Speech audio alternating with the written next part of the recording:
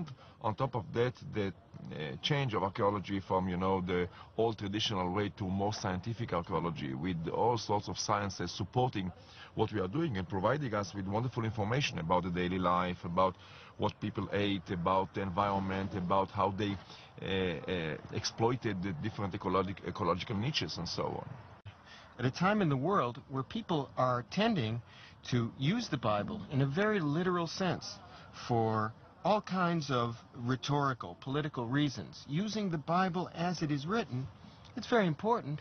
But what we hope to do is to share the information that has been collected for the first time with the public, perhaps at least cause people to understand that there's a lot more to the biblical history than just occasional quotations used for very tactical, religious, political purposes. And numbers. And it came to pass that the Lord did bring the children of Israel out of the land of Egypt. Well, here we have Neil Silberman has come to discuss the evidence for the Exodus with Donald Redford, one of the world's leading archaeological experts on Egypt's Delta region. We know from the archaeological monuments and the inscriptions that in the 13th century there was tremendous power in the Egyptian empire. How can you explain the possibility of such a large group as described in the Exodus story actually going out of Egypt? Is that possible?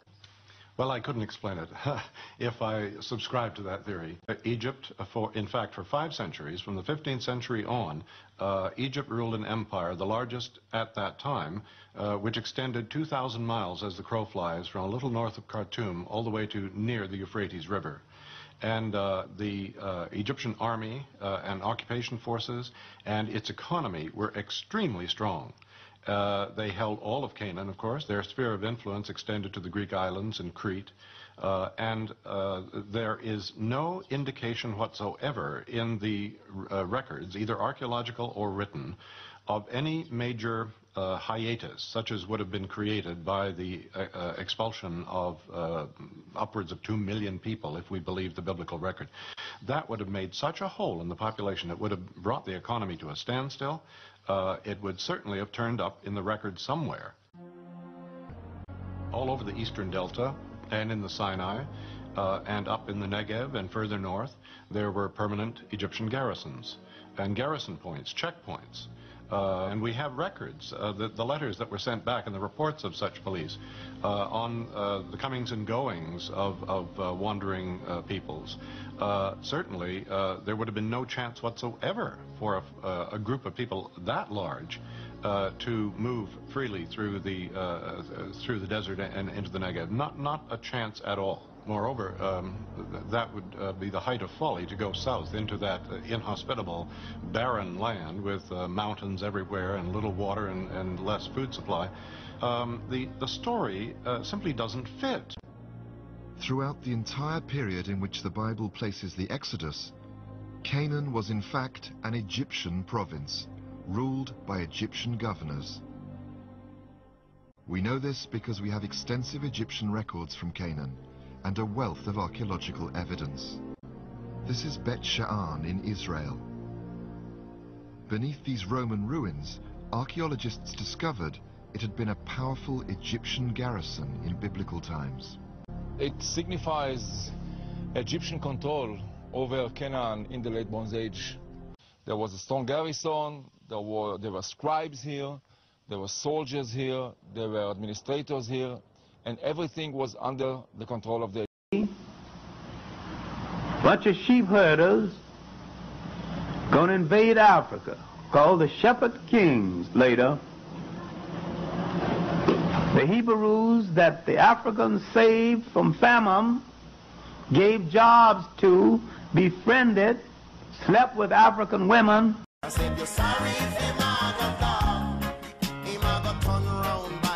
Yeah. Instead of joining the Africans against the invaders from the east, they joined the invaders from the east, became collaborators and clerks for the new rulers of Egypt. This is the first recorded betrayal of African people by the people called Hebrews, later called Jews. I'm saying you never had any friends, you haven't got any now.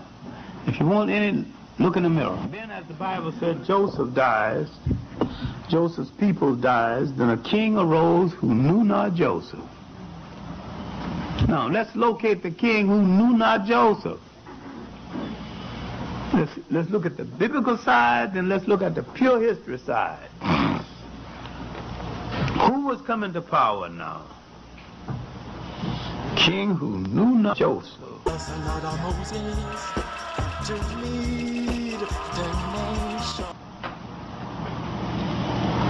From the south, every time North Africa is in trouble, a king comes from southern Africa to rescue. AHMOSES came up, kicked out the foreigners, and brought the Seti kings to power.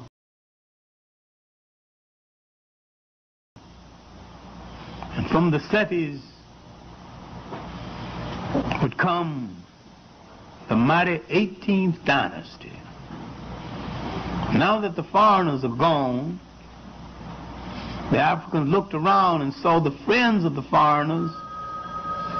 So what you still doing here?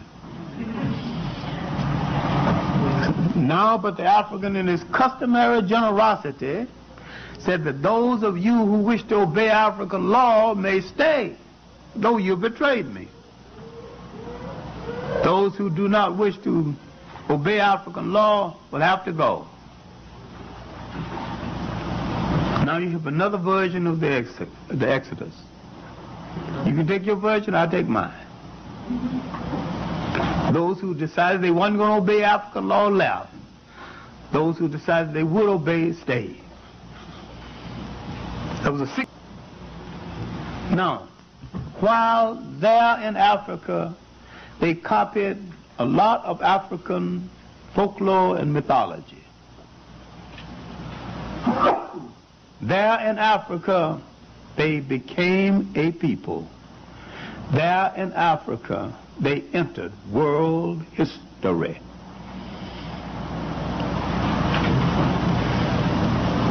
They copied the negative confessions. They extracted 10 of those confessions that became the 10th commandments. These were nothing but the examination questions, the examination confessions at the Great Lodge at Luxor.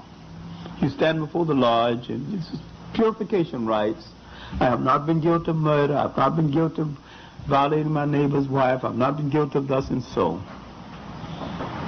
Or you, after the end of your teaching, you are telling your teachers that you are good enough to continue to pursue your studies at this great lodge. You're saying that I have not been guilty of thus and so. He just changed the language around and said, I shall not. And you can pick up the 47 and you can find out exactly where he took the 10 from. Here's the story of how Pharaoh drove the white folk out of Egypt. Pharaoh Ahmose. Send us another Moses to lead the nation. Drove the Hyksos, the invaders, out. The Europeans went and saw this story and turned it around and said that here is where Pharaoh's army got drowned. That's not Pharaoh's army. Look, you see Pharaoh there with his arrow? He's killing some folk. He ain't trying to swim. These are the people who's being drowned. See, they're turned upside down. In the next clip, you see it too. They're being turned all upside down. So, see, Africans, what they did is they put their story in stone. So you hear Pharaoh driving the Hyksos into the Nacus River, and they're being drowned, and the Europeans copied that and made it Pharaoh's army got drowned. Oh, this is the good one.